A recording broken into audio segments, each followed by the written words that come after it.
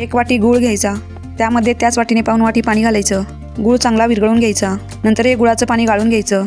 परातीत 2.5 वाटी गव्हाचं पीठ घ्यायचं, त्यामध्ये त्याच वाटीने अर्धी वाटी बेसन पीठ घालायचं. पाव चमचा सुंठ पावडर, पाव चमचा वेलची पूड, अर्धा चमचा कच्ची बडीशोप पावडर, पाव चमचा मीठ, हे सर्व कोरडं मिक्स करायचं. आता यामध्ये पाव वाटी तेलाचं कडकडीत मोहन घालायचं. तेलाचं मोहन सर्व पिठाला चांगलं चोळून मिक्स करून घ्यायचं. आता यामध्ये तयार केलेलं गुळाचं थोडं थोडं पाणी घालून पीठ घट्ट मळून घ्यायचं.